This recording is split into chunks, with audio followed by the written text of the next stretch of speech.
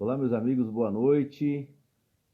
Estamos de volta e hoje nós vamos bater um papo com o nosso querido amigo, professor Emerson. Ele é um dos educadores mais influentes na nossa região hoje, especialmente em Ilhéus, mas também faz um trabalho muito bom em outras cidades da nossa região também. Ele prepara as pessoas através de seus cursos e dos seus trabalho voltado para concursos, né, específicos, vestibulares, preparatórios para PM. Então é um trabalho maravilhoso. Amigo Gessinho, bom te ver aqui de volta. Muito feliz por sua recuperação. Késia, um prazer, viu? Saudade. Hoje nós tivemos a notícia triste, né, do falecimento do nosso amigo Elton. Tristeza. Foi ontem, na verdade. E o pai também, né? Enfim, muita tristeza para um dia só. Foi ontem. Nosso amigo Elton. Que Deus esteja confortando toda a família. Bom te ver aqui, viu, Kézia? Um forte abraço. Então, hoje a gente vai bater um papo com o professor Emerson, né? Um educador, um cara antenado. Então, vamos bater um papo legal. Aldeci, um abraço, viu?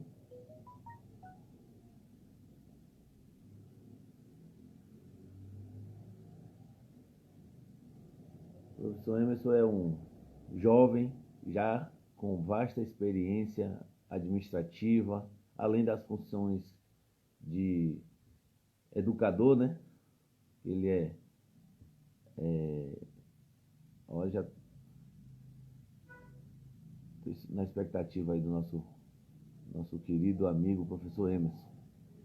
E ele também organiza preparatórios para concurso. Já está chegando na área aí, ó. Professor Emerson. Vamos lá. E um forte abraço. Ótimo. E aí, professor? Oi, Jefferson. Boa noite, tudo bem? Tudo ótimo, melhor agora. Tá dando para me ouvir direitinho aí? Estou te ouvindo. Ótimo, ótimo. Professor, eu quero te agradecer por nos dar o prazer de ter esse bate-papo legal e quero dizer que sou um admirador do seu trabalho, principalmente aquele trabalho que o senhor faz voltado à preparação de jovens e adultos para atividades profissionais em várias áreas do serviço público. Isso é uma marca da sua vida, desde quando eu te conheço, você sempre preparando jovens para o futuro e para o presente. Forte abraço. Meu amigo Rodrigo Júnior, um abraço, viu? Bom ter vocês por aqui. Fabiola, um abraço também. Então, eu quero te agradecer porque o seu referencial, né, no trabalho da educação, através dos preparatórios de concurso e também para os vestibulares de várias faculdades, vários alunos seus já estão longe, fazendo belas carreiras. Eu conheço alguns. Graças àqueles feedbacks que o senhor dá nas suas aulas. E é muito, muito marcante na vida de muita gente. O senhor não tem ideia como é marcante. Quero agradecer de coração por ter aceito esse bate-papo. Pronto, Jefferson. Eu que agradeço, né, a você aí, a produção da sua live. Dizer que é uma satisfação estar participando do seu projeto, né, das suas lives. E educação, para mim, é tudo. Desde 17 anos que eu sou professor, que eu dou aula. Passei 15 anos da minha vida ministrando aula no Colégio Fênix. Lembro que quando o professor Arléo Barbosa me convidou para dar aula no Fênix, eu fazia o quarto semestre de Direito, porque naquela época a gente não precisava ter, não é, a licenciatura para estar dando aula. E daí, no quarto semestre de Direito, que eu fui aluno do Fênix, o professor Arléo me convidou e eu voltei 2 anos depois que saí do segundo grau, voltei como professor da escola. E lá fiquei 14 anos, né, 15 anos especificamente, trabalhando como professor no Fênix, dei aula na Joana d'Arc, fui professor do Instituto ProSaber, e o melhor, a minha carteira profissional é assinada como professor, porque tem um imbecil aí que fica me chamando de ex-professor, de ex-aquilo, não é, sem saber e sem respeitar a história de vida que a gente carrega. Não é? Minha avó foi merendeira da escola do Banco do Pedro e a minha infância foi na escola. Então, a minha vivência na escola, o meu amor é pela escola e amo a educação, me transformo dando aula. Os meus alunos dizem isso, professor, é algo metafísico Verdade. que doma o senhor, que o senhor fica diferente e eu fico muito feliz porque educação é algo que move a minha alma. E faço isso com muita responsabilidade, com muito compromisso, como tudo aquilo que eu faço na minha vida. Eu quero saudar aqui aos amigos, inclusive tem ex-alunos teus aqui. Um Sim. abraço para Bebeleco, Gilmara, Eli Nascimento tá mandando um abraço aí, ó. Abraço, querido. Deixa eu ver aqui mais. A gente vai saudando de acordo com o tempo aí aos poucos. Eu Sim, queria. Doutor Tandic, um abraço, viu, doutor Tandic? Tem que sim. marcar com o doutor Tandic um bate-papo, porque eu sou fã dele, viu? São dois Eu fãs, sou né? fã. Porque eu também sou fã do Dr. Tandic, do trabalho dele. Dr. Ave Tandic é um dos Maria. melhores defensores públicos da Bahia. Eu concordo plenamente, assina embaixo. Sou fã e quero marcar esse bate-papo com ele, ver a agenda dele, como é que tá, pra gente encaixar aí um bate-papo. Júnior, um abraço, Júnior do Saque, e Priscila Badaró também. Eu queria saber o seguinte, do senhor. O senhor tem assim, um cabedal de conhecimento de vastas áreas, mas a formação que o senhor mais gosta de explorar é formando gente, né, através da sua marca. E eu sou um testemunha de já ter visto algumas das suas aulas e realmente o senhor se transforma totalmente em uma figura. O senhor viaja, o senhor entra dentro das explicações assim, querendo entrar na cabeça dos seus alunos. E é fantástico, é sua marca isso. Parabéns mesmo. Vira realmente uma personagem positiva que o aluno acaba absorvendo de verdade aquilo ali. Essa paixão por ensinar, por dar aula, nasceu como? Comandante Gilson, um abraço. Nasceu justamente como eu lhe contei. Minha avó, eu sou do Banco do Pedro, né? No interior aqui de Ilhéus. Massa, Sou de lá, e maravilha. vi minha infância toda lá, minha adolescência toda É um lá. dos mais antigos, né? E isso, me orgulho disso, porque saí de uma comunidade periférica, de uma comunidade carente, né, para buscar um espaço social com dignidade. Não é coisa para os fracos, é coisa para quem tem sangue na veia, para poder encarar o sistema, encarar determinadas pessoas que não aceitam pessoas que vêm de comunidades pobres. E Sim, isso muito me orgulha, porque a minha relação com a educação, ela inicia na minha infância, porque eu sou criado pelos meus avós, eu não fui criado pelos meus maravilha. pais. Então, meu avô e minha avó me criaram, e minha avó era a merendeira da escola do Banco do Pedro. Escola Pô, que essa que eu massa. estudei, que depois voltei como professor, e escola essa que eu passei toda a minha infância e criei essa relação ancestral, que posso lhe dizer, essa relação Sim, espiritual, não é? Com a escola, sim. com a educação. Por isso, a ideia da transformação, da transfiguração, porque é feito com muito amor e sai de dentro para fora, não é? Sai do intrínseco para o extrínseco. Então, É isso verdade. me deixa muito feliz, porque é o que eu gosto de fazer, é o que eu sei fazer. Nosso amigo Abraão entrou aí, ó, outro fera também. Abraão na área empresarial, é um professor também, não deixa de ser um formador. Ô professor, esse seu histórico, essa ligação com o distrito que é um dos mais antigos e mais importante na história de Ilhéus, te traz uma percepção diferente do homem da cidade tradicional. O senhor migrou. Esse processo migratório que Ilhéus passou nos últimos anos, o senhor acha que pode ser o diferencial na formação da sociedade ilhense? Muita gente veio, como o senhor do interior, para se estabelecer na cidade e ali criar sua família e formar cidadãos, e o senhor também contribuindo. essa mistura maravilhosa que Ilhéus tem? Me faça a pergunta novamente, porque eu perdi o raciocínio aqui, Jefferson. Essa coisa de o senhor vir do interior para a cidade, algumas pessoas passaram por esse processo. Ilhéus tem essa coisa da formação social, o pessoal migrar para o centro da cidade, no caso. O senhor acha que isso influenciou na formação da sociedade? Esse processo de migração, do Isso, êxodo, que fala, isso. na verdade, a vida em sociedade, a relação social, ela é compactuada com o outro, não é?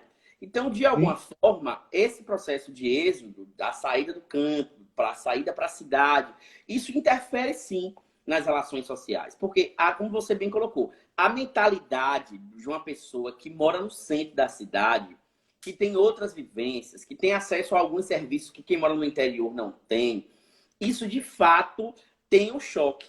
Mas quando você para e você percebe esse processo migratório de êxito e a interseção que fazem essas pessoas que vêm do campo para a cidade, você vai ver que isso contribui de alguma forma para o avanço social, sim. Porque se você for olhar, as pessoas que convivem no centro urbano, elas são mais individualizadas, algumas são mais egoístas. E a nossa sim. realidade de vida no campo era diferente. É uma vida mais É, coletiva, é uma vida em comunhão, é uma vida de compartilhar. Perceba que as pessoas do campo, quando chegam na cidade, a primeira coisa que ela busca antes do emprego é firmar as relações pessoais. Porque eu preciso de alguém para me ajudar, para me indicar, para me orientar, porque a vida do campo ela é uma vida difícil. Então, eu, por exemplo, eu saí do Banco do Pedro porque o espaço ele acabou se tornando pequeno. Então, eu precisava crescer, eu precisava me tornar profissional, eu precisava estudar. sim. E ali passou a ter um limite de espaço-tempo e de condição muito curto e eu precisei avançar, logo precisei sair do campo para a cidade e, graças a Deus, sempre ocupei os meus espaços com muito profissionalismo, com muita ética, com muito respeito às pessoas. Eu sou meio taxativo, eu sou 6 ou meia dúzia. Se não dá para mim, não dá para você. Então a gente resolve o nosso problema aqui e não tem esse problema de dar meias voltas. E assim que foi minha formação, eu acho que os nossos interesses pessoais, ele não pode sobrepor a ética, ele não pode sobrepor o cuidado com o outro. E é assim que eu enveredo minha vida. Alguns gostam, outros não gostam, alguns aceitam, outros não aceitam. Mas a gente não está aqui para agradar todo mundo. A gente está aqui para poder Verdade. positivar esse quanto ser e fazer o nosso diferencial enquanto ser. E eu busco fazer isso, porque eu sou do bem, gosto de ajudar. Acho que esse é o caminho, sim, primeiro da prosperidade espiritual, para depois da prosperidade material. Mas eu sou da comunhão, eu sou de trazer pessoas para perto e de produzir os efeitos que eu acredito. Realmente tem tudo a ver com o que você está falando. Eu também sou do campo, eu sou do Rio do Engenho. Eu sou Pois é. nascido e criado no Rio do Engenho e vim adolescente para estudar e aí me estabelecer. Minha família acabou migrando também e aí a gente acabou não voltando mais, mas os laços com o Rio do Engenho é muito forte. É uma paixão por aquele lugar que eu tenho, que eu sinto que ainda preciso fazer alguma coisa para aquele lugar, ainda não sei como, mas nós vamos ainda construir alguma coisa voltada para aquele povoado que faz parte de uma história centenária da nossa cidade, uma história até do Brasil, né? O senhor é professor, o senhor sabe muito bem do histórico lá, através da própria igreja de Nossa Santana, que tem lá uma das mais antigas, a segunda mais antiga do Brasil, tem uma forte... Na verdade, Jefferson, o Rio do Sim, Engenho, ele faz parte da nossa contextualização sim, histórica. O Rio do Engenho era um engenho onde possuía um número significativo de escravos e os verdade. relatos históricos trazem nos anais da história que o Rio do Engenho ocorreu ali naquela localidade, na época do chamado Engenho de Santana, ocorreu Sim, ali a maior revolta escravocrata da verdade. história do Brasil. Há quem diga que ali, no Engenho de Santana, hoje Rio do Engenho, ocorreu a primeira greve trabalhista do país. Porque aqueles negros, eles eram malês, eles vieram da área islâmica Sim, para ocupar os espaços do Rio do Engenho como escravos, mas eles sabiam ler e escrever, porque isso é verdade. conceitos islâmicos todos devem ler e escrever para poder ler o Corão, né? Ou o Alcorão, foi um livro travado pelo Alá, né? Através de Maomé. Sim. E esses negros no Rio do Engenho, eles sabiam ler e escrever, apossaram-se do Engenho de Santana, dominaram o engenho por 2 anos, mataram o mestre de açúcar e redigiram um tratado que naquele momento eles deram o nome de Tratado da Paz, onde nesse tratado eles traziam as reivindicações trabalhistas daquela época. Que Queriam que maravilha. as bagagens fossem embaixo, eles fossem em cima, queriam feriados, queriam descanso no final de semana. Então, a primeira greve trabalhista do Brasil, segundo a história, ocorre ali no Rio do Engenho, então, Engenho de Santana, um dos engenhos mais fabulosos da história escravocrata do Brasil. Eles fabricavam mais de 300 sacas, né, de Sim, açúcar por ano. Então, foi um engenho que prosperou, não é, no esperou. Brasil, e o Rio do Engenho tem essa importância, primeiro, histórica para a cidade de Deus. Verdade. Eu queria te provocar, porque eu sabia que o senhor sempre conta essas histórias nas suas aulas magníficas. E eu quero, assim, dizer também que tem um marco importante, um traço importante do Engenho de Santana. Ele tinha, os escravos moravam tipo em malocas, em casa, diferente dos tradicionais engenhos, né? Isso era uma marca, né? Sim, era uma marca do engenho, né? Da formação, porque como o homem ele viveu durante muito tempo isolado, e aí o período Neandertal vai mostrar isso. O homem, no período paleolítico, neolítico, o homem ele vivia isolado. Teve um dado momento que ele teve a necessidade de se agrupar. Então, essas formações das ocas, né? Das chamadas Sim, hordas primitivas, segundo a antropologia, eram os primeiros aspectos de formação humana. sim. Sim. Então, aqui no Engenho, eles ocas, não é? Que eram as aldeias, que ali eles se reuniam e trilhavam, traçavam o seu método de convivência social. Fabíola disse que é o início da nossa CLT. Ela está sendo elaborada. Maravilhosa, Fabíola. Parabéns pelo trabalho que ela desenvolve também com as mulheres aqui. Um abraço para nossa amiga Soraya aí, que está nos acompanhando. Sou fã também. E no Rio do Engenho, em alguns setores lá, ainda tem os traços, hein? Tem. Ela em Santos, é lá de São Paulo. Minha tia está aí na live. Beijo. Que massa. Que massa. Ela até deu um abraço para você mais cedo aí. Eu não vi. Então, nessa forte formação do processo histórico que Ilhéus tem, né? Ilhéus tem essa coisa magnífica de ter um pouquinho de história geral também embutido na local. Isso deixa um caldo. E o caldo é esses ilhéenses magníficos. E o senhor é um dos, entre vários, entre nós Muito temos a obrigado, viu? nossa. Pela estima, pelo respeito. Obrigado. Porque eu aprendi com minha avózinha, falecida avózinha, que também é lá do Rio do Engenho, foi lá do Rio do Engenho, e minha bisa, que foi de lá também, que a gente deve dar honra aos professores, porque eles nos ensinaram o que nós somos hoje. Então, eu faço questão de deixar esse registro com os professores que passaram na minha vida. O senhor foi muito importante para mim, como foi para muitos outros.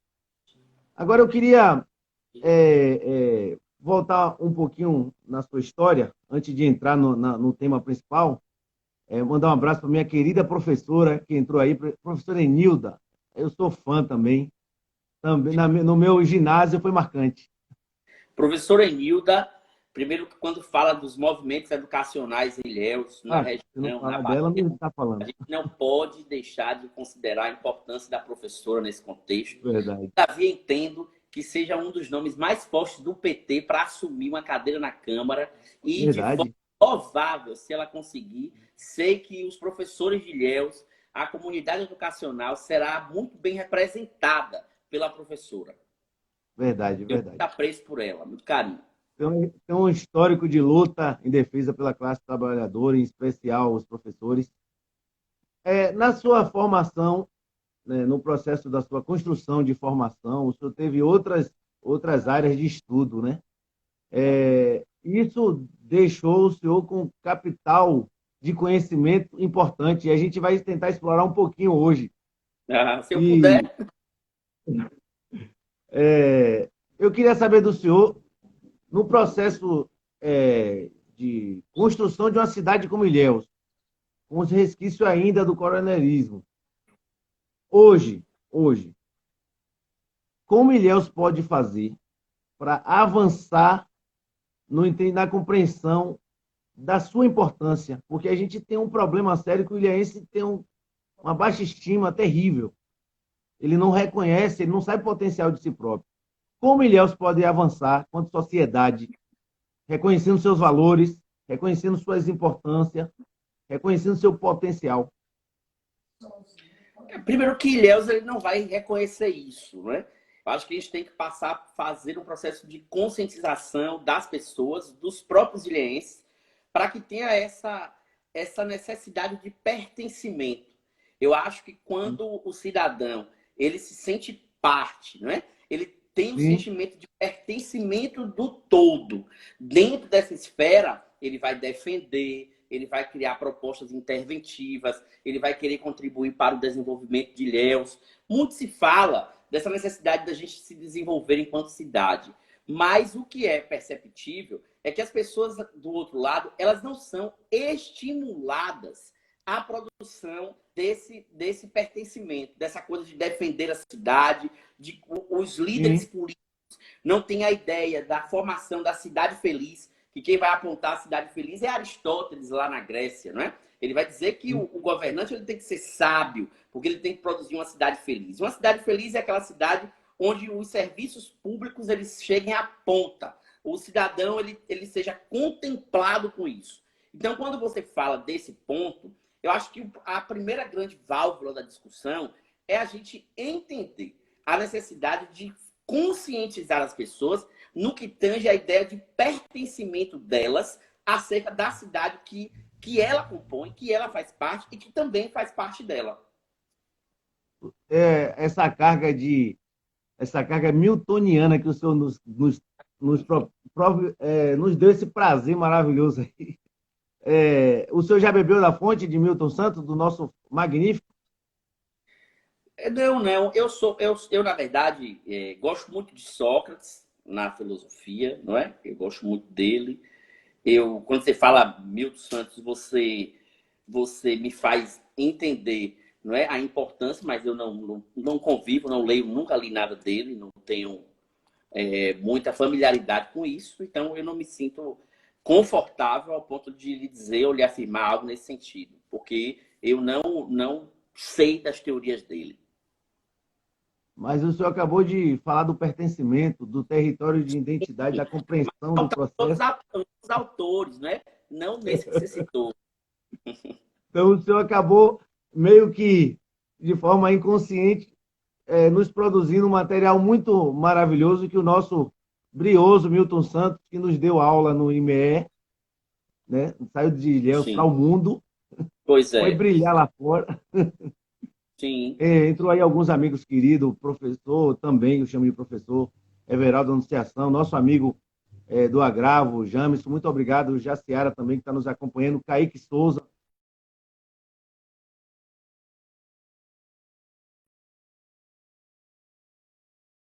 Acho que é a sua. Caiu. Agora já viu, né?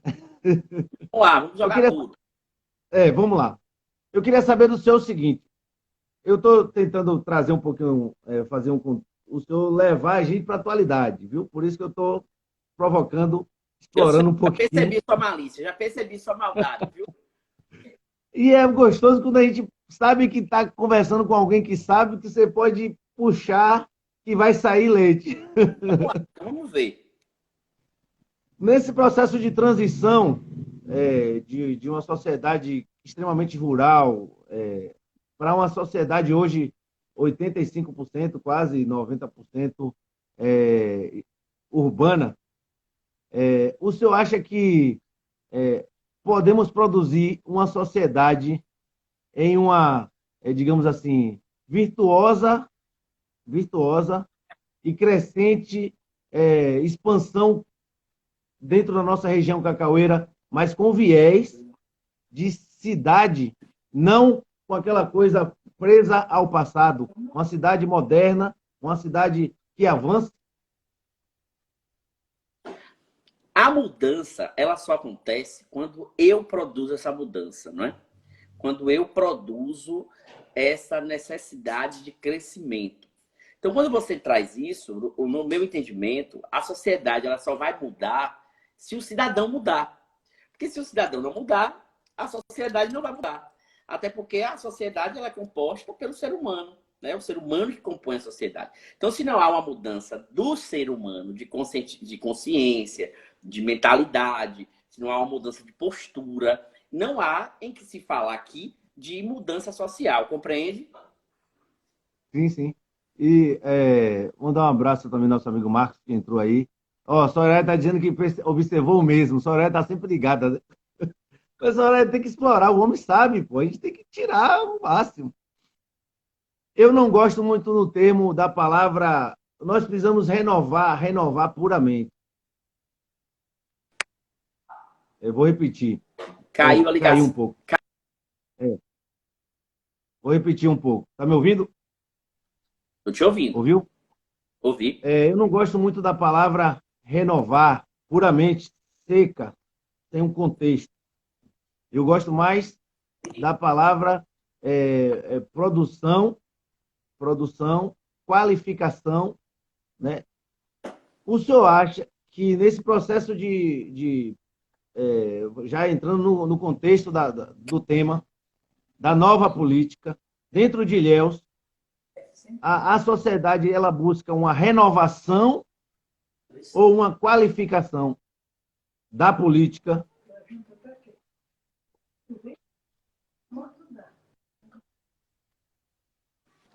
Já, Caiu o som aí? Tá dando para ouvir agora? você está me ouvindo bem?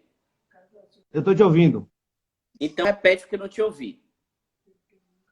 Nesse processo, a sociedade ilhéense, ela busca, na seu entendimento, uma renovação ou uma qualificação do quadro social e político?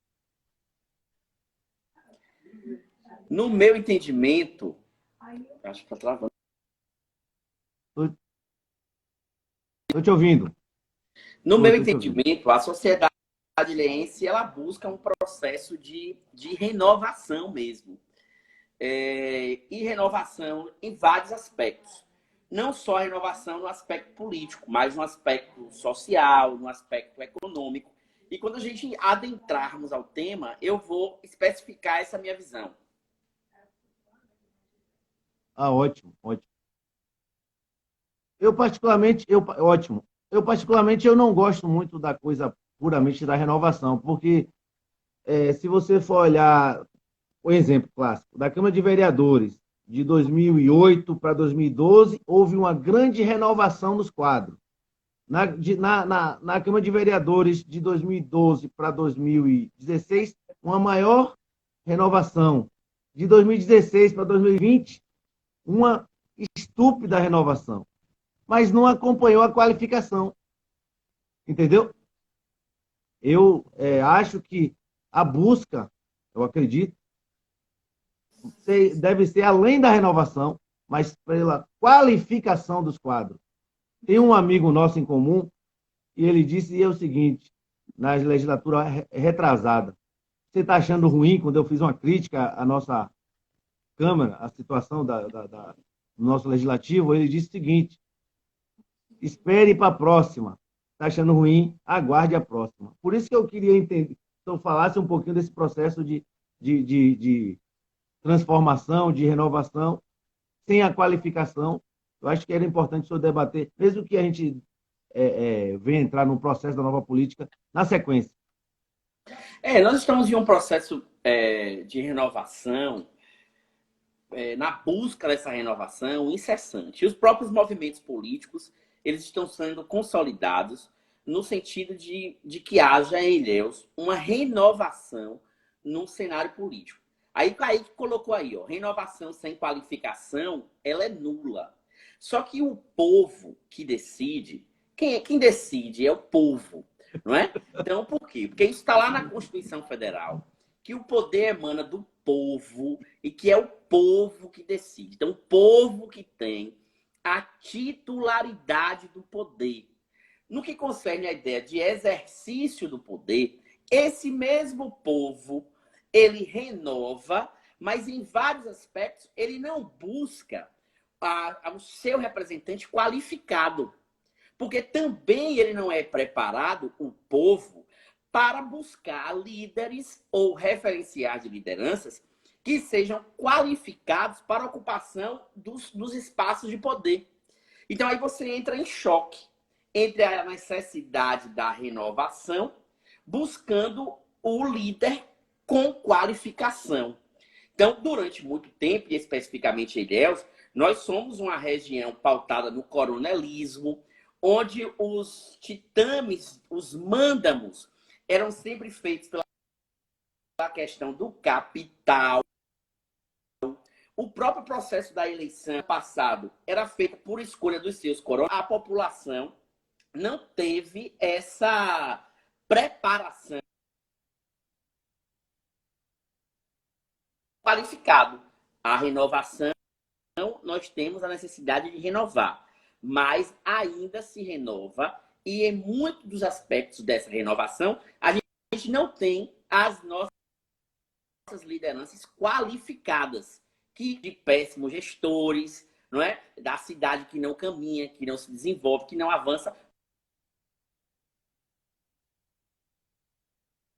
Não terem qualificação para. Perfeito.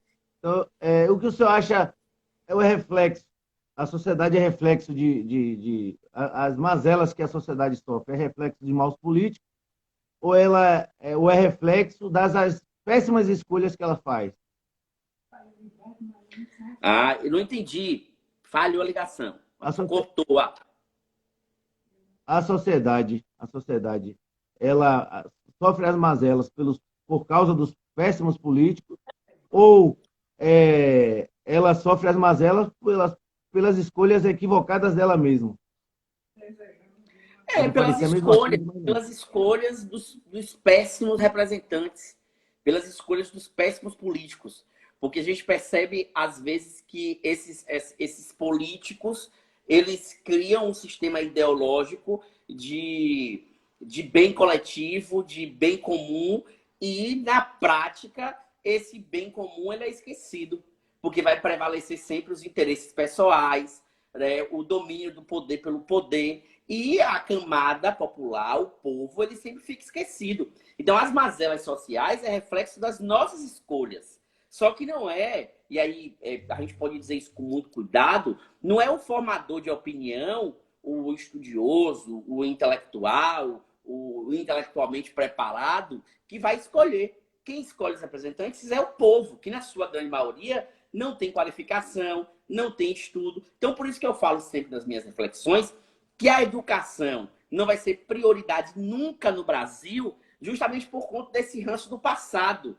Porque se eu educo a sociedade, se eu educo o cidadão, ele vai melhor escolher os seus representantes. Ele vai escolher um representante que seja renovado, não é, com ideias novas, mas ele vai escolher um representante também que tenha qualificação e que represente, de fato, os seus interesses, os interesses comunitários e não os interesses pessoais. Mas esse povo que escolhe é ainda o povo que pega a cesta básica, é ainda o povo que troca o voto por cimento, é ainda o povo que troca o voto por R$30. Então eu não tenho que cobrar a qualificação futura depois. Porque esse voto ele foi negociado, ele foi comprado. Então você passar por um processo de renovação de ideias e de mentalidade da população é um processo a longo prazo e isso vai custar e exigir muito de nós, novos atores desse processo político, para esse processo de desconstrução daquele que foi construído lá atrás.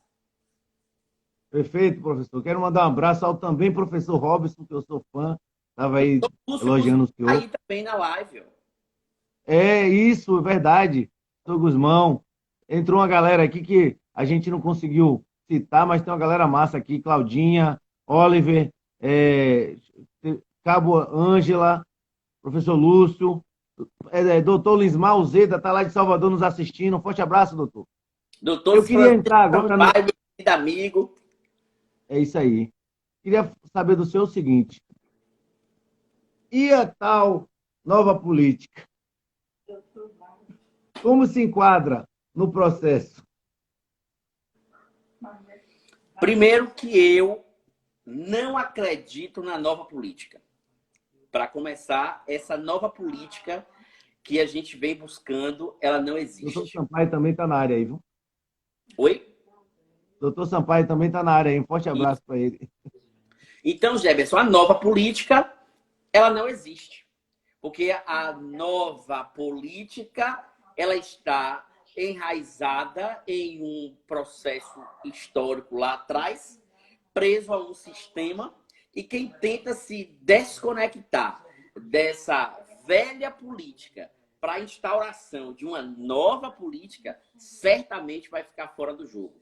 Porque há um sistema por trás que interliga esse conjunto de coisas, possibilitando com que essa nova política, tão almejada pelos novos atores do processo, por mim, por você e por tantas outras pessoas que criam a ideia de que a nova política ela é possível, vou parafrasear o professor Lúcio Guzmão aí, não passa de meras narrativas, porque os interesses são sempre de mândamos, os interesses são sempre pessoais, os interesses são sempre dos grupos, então eu vou tirar o grupo A para colocar o grupo B, porque o meu grupo é o B e eu tenho que me beneficiar, e vai ser assim sempre, e sempre será. Então ninguém vai apagar com essa conversa de nova política, de novo líder, de novo personagem, porque não existe. Não passa de meras narrativas, não passa de desejos do poder pelo poder e de maquiar a realidade das pessoas para se completarem do poder e, estando lá, atender os seus interesses meramente pessoais e não comunitários. E essa é a verdade. O senhor entendeu porque eu tentei fazer uma leitura, fazer o senhor caminhar na história? Vocês estão me Isso atrapalhando. tudo é, isso tudo é um processo desde lá atrás. Quero mandar um abraço para o nosso amigo querido engenheiro George Moreno, que é o atual diretor da Sutran. Forte abraço, viu? Raquel Moraes também, forte abraço. Eu queria saber o seguinte: existe dentro dessa dita narrativa, como falou o professor Guzmão, a narrativa da nova política, existe a negação da política como arma contra a política. O que é que o senhor acha disso? Primeiro que a gente tem que conceituar o que é política, não é? Há a diferença entre política e politicagem. A política é a arte da decisão. A política é a arte de envolver pessoas. A política é a arte de projetar os destinos das pessoas em sociedade. Já a politicagem é o contrário. São as manobras, não é? São os conchavos, são os interesses pessoais que se sobrepõem aos interesses da coletividade. Então, o primeiro ponto é a gente pautar essa diferença, o do que vem a ser a política e o que vem a ser a politicagem. Então, voltado para esse campo da nova política, essa nova política de hoje, ela está mais atrelada aos aspectos da politicagem do que da política enquanto arte de decidir. Por exemplo, nós temos candidatos da nova política que não propõem medidas interventivas. E eu me assusto hoje de fora, porque eu tenho que acompanhar, porque eu faço parte desse meio. Então eu tenho que acompanhar e eu fico, mas cadê a proposta de João? Cadê a proposta de Maria, já que querem ser a representatividade da nova política? Então por que bate no sistema imposto, feito lá no passado de forma igual, e hoje repete essas mesmas ações? Que nova política é essa? Que novo desejo de mudança é esse? Querendo crescer, difamando, esculhambando e detonando os outros. Que nova política é essa que eu não proponho, que eu não intervenho, que eu não trago propostas interventivas de mudanças significativas e reais para o contexto social que eu quero mudar? Então é preciso um processo de reflexão, primeiro, de natureza muito séria a respeito desse processo da política na inversão aí da politicagem, que é o que a gente vê. Nós estamos sendo acompanhados agora com uma das grandes legisladoras da nossa capital, nossa amiga e querida vereadora em Salvador, Marta Rodrigues, faz um belo trabalho em Salvador. Quero mandar um beijo, um abraço ela também é irmã do nosso secretário de Educação, Jerônimo Rodrigues. Um forte abraço aí, minha querida amiga, que eu amo de paixão. Fica com Deus aí, viu? A gente está torcendo por você também. Entrou também Cláudio, um abraço, Cláudio. Tamires, deixa eu ver aqui, Tayana. Eu queria saber do seu seguinte, nesse processo de desconstrução de imagem do outro para você poder se construir. Nós tivemos agora um cidadão que foi preso nos Estados Unidos, que ele é mestre nisso, e ele espalhou pelo mundo essa tática, usando o ódio contra o processo, né? Contra digamos assim, a formação política tradicional, desconstruindo, né? O que o senhor acha dessa tática eleitoreira, não sei como é que o senhor vai colocar, onde você utiliza o ódio para desconstruir o seu opositor com o objetivo de você chegar ao poder? Eu acho que esse não é o caminho. Eu acho que você utilizar o ódio para chegar ao poder, o seu poder não vai perdurar. Porque o ódio ele sempre perde. Quem sempre vence é o amor. Quem sempre vence é o amor. O ódio, ele não prospera. O ódio, ele tem um estado que paralisa ele. Ele vai até ali. Então, se você constrói um projeto político pautado no ódio, pautado no dedo indicador, né? De estar ali difamando o outro, apontando os erros dos outros. Então, assim, apontar os erros dos outros é muito mais fácil do que construir.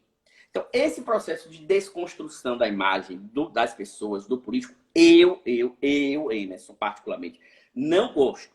Não gosto. Mas, todavia, eu gostaria de registrar aqui que hoje, pela tarde, eu recebi um vídeo do pré-candidato a prefeito aqui de Ilhéus, Tiago Martins, e que ele cita nesse vídeo pontos estratégicos que um determinado candidato de uma outra sigla partidária, contrária dele, pelo que eu percebi, deve ter sido isso, mas ele faz um panorama específico do que é.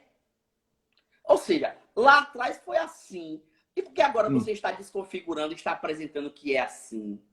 Então, a nova política vai estar pautada nisso? Ou você tem algo mais a nos oferecer? E aí eu fiquei com aquele vídeo. Eu vi o vídeo, Jefferson, de Tiago Martins hoje 5 vezes. Achei o vídeo forte, o vídeo pesado, mas um vídeo real.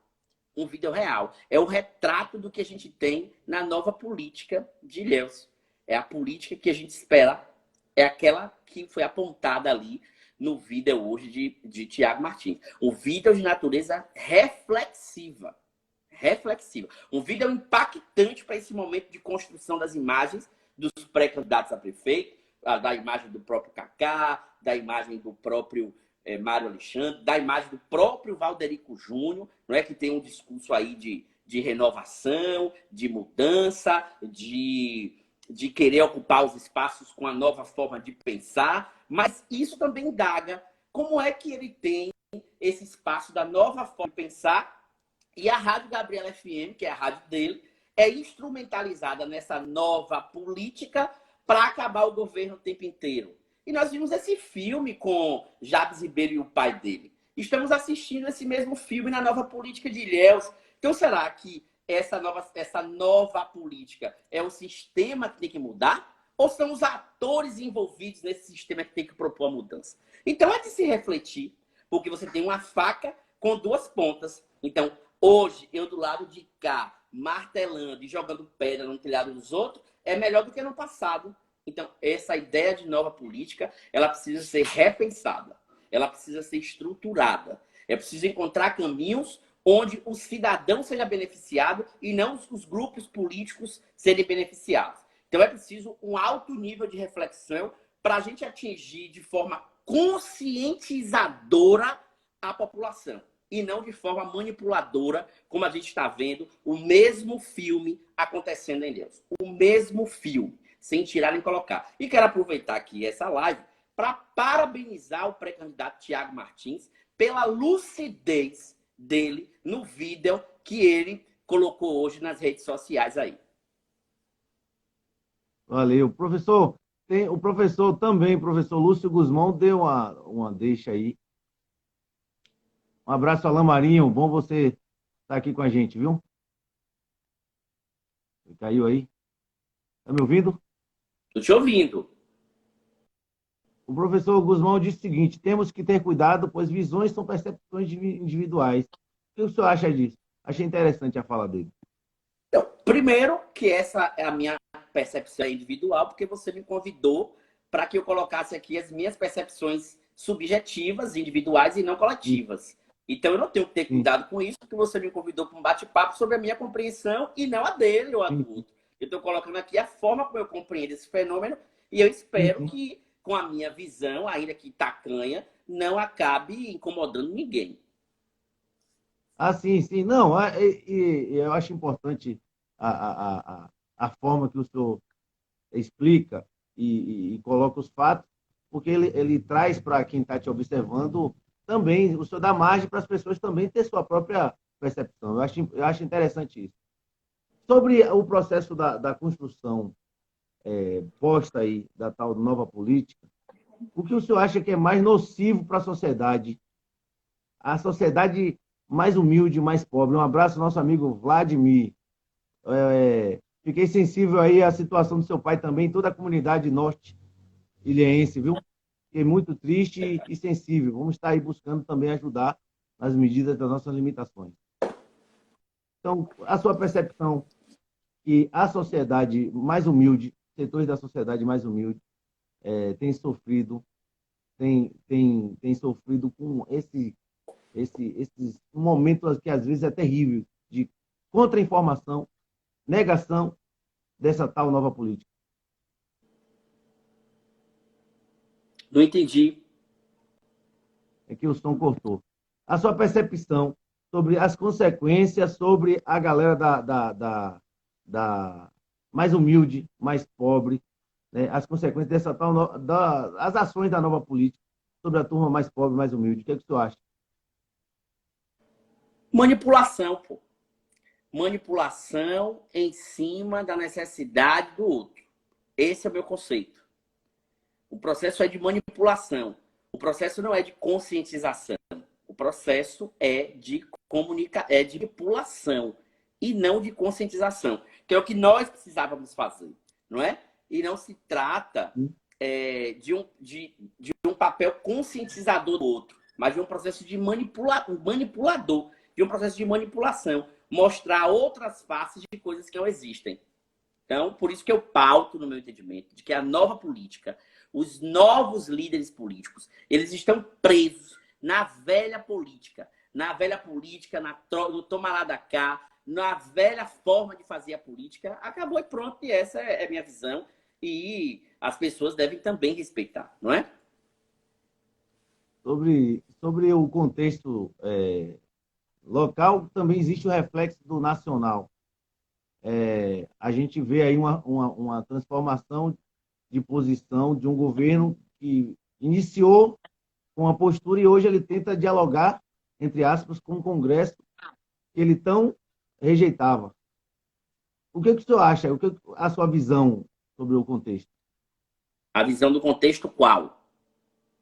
Entre um governo que nasceu com a pregação de uma dita nova política e, de repente, ele passa agora a querer beber da fonte da velha política. Mas é aquilo que eu lhe disse lá no início da nossa live. A nova política ela não existe. Bolsonaro, por exemplo, se é isso que você quer tocar, ele entra no governo com a ideia de que haveria no Brasil, no governo dele, a aplicação de uma nova política, pautada no sistema anticorrupção, pautada na formação de blocos políticos que fossem pautados na ética e na transparência. Acontece que isso não ocorre. Mas não ocorre por quê? Porque o Queiroz está aí demonstrando que os conchavos da família com a questão da corrupção sempre teve um entrelace. A própria aproximação do centrão no governo em trocas de cargos, moedas e migalhas também foi feita no governo Bolsonaro. Então, ou ele travava essa relação do toma lá, da cá, ou o governo dele não caminhava, porque ele não governa só. O presidente não governa só. O presidente governa com um Congresso Nacional que está lá, viciado, não é? Que são 81 senadores, 513 deputados enfronhados num sistema de corrupção que é histórico no Brasil, que a gente não sabe por via ao certo quando começou e quando terminou. Então, tá lá várias siglas partidárias que não lutam em bem do progresso da comunidade, nem do desenvolvimento social, muito menos econômico, mas esses próprios partidos políticos barganham os espaços na relação de poder para sua autopromoção. Então, a nova política que Jair Bolsonaro tentou implementar não passou de uma narrativa, porque ou ele sentava no toma lá da cá e me dê aqui e tome lá, ou ele já estava fora da relação de poder, e é vergonhoso para os brasileiros que apostaram nele ter que assistir hoje o Queiroz e a esposa num mar de dinheiro promovido por um dos filhos dele, onde este mesmo filho é deputado, senador, e que pregava a ideia do anticorrupção, do que aqui a gente não pode fazer caixa 2, caixa 3, caixa 4, e essas mesmas máfias estão instaladas e enfronhadas dentro do sistema do governo de Jair Bolsonaro no Brasil. Às vezes, eu vou insistir no processo dessa pergunta. Eu acho que é importante a gente explorar ao máximo esse assunto. O porquê a sociedade brasileira e ilhéense não faz a percepção, não tem a percepção desse contexto real. Falta de estudo. Fazer como o doutor Tandic aí, ó. Todos são farinha do mesmo saco. A população ela não é preparada para a escolha dos seus líderes. O processo de eleição aí vai mostrar isso. Enquanto tem grupos que querem a renovação social, o desenvolvimento econômico, a cidade pujante, a cidade crescente, você vai ter lugares que as pessoas vão dizer: eu vou votar em você, Jefferson. Mas você tem o que para me oferecer? Você tem o quê? Então, se não ocorrer a mentalidade, a mudança de postura e de mentalidade das pessoas, as coisas vão continuar como estão. Então, eu ainda insisto que haverá mudança social a partir do momento que ocorrer as mudanças de consciência das pessoas. Elas entenderem o peso do voto dela, a importância do voto dela e o que isso significa para a nossa vida em sociedade.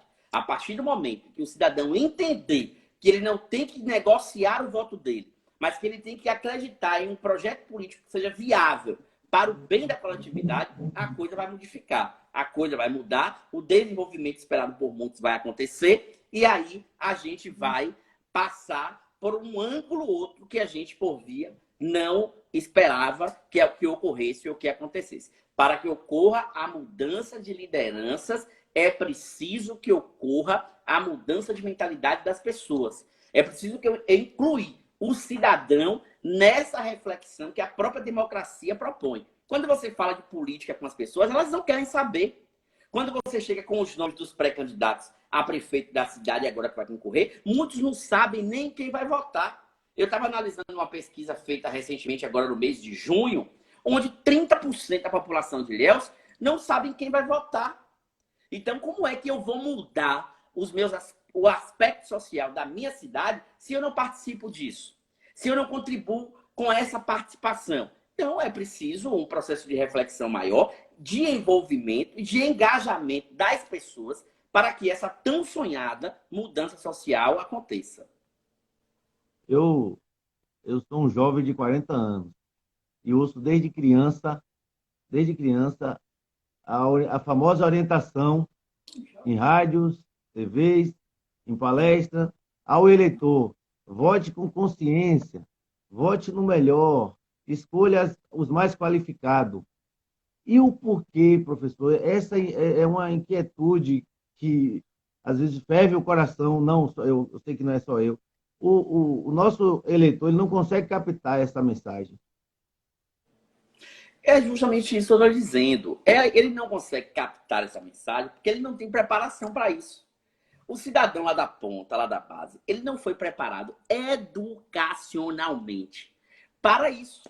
Então, por isso que ele barganha o voto, por isso que ele vende o voto, por isso que ele troca o voto. Porque ele não sabe ao certo a importância do seu voto. Para você ter noção, pegar aí para o pensamento do Dr. Tandic, quando ele diz assim, tem cidadão que não sabe nem quem são os vereadores da cidade.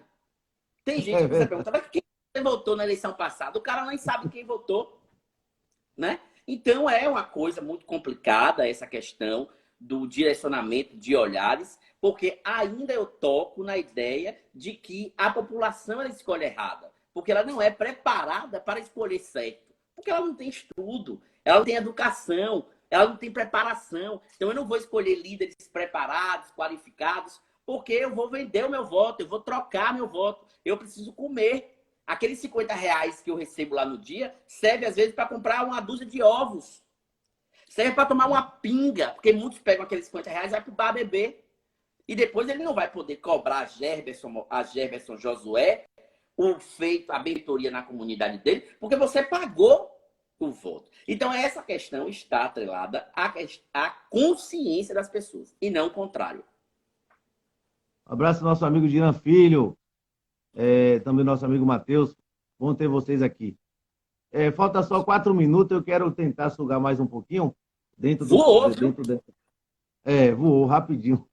Eu queria saber o seguinte: insistindo nesse processo de formação da sociedade para ela compreender as coisas, em referente a melhor, ou melhor, ou mais preparada, qual o contexto que o senhor acha que pode ser construído a médio prazo? O que pode ser o mecanismo, poderia ser utilizado para a médio prazo ou longo prazo, a gente mudar um pouquinho esse processo? É porque as suas perguntas elas são muito, muito abertas e eu não consigo pegar o fio da meada de onde você quer chegar. Eu precisaria que você fosse um pouco O que preciso. podemos mudar o quadro? Para Como? mudar esse quadro, para mudar o quadro, o que podemos fazer?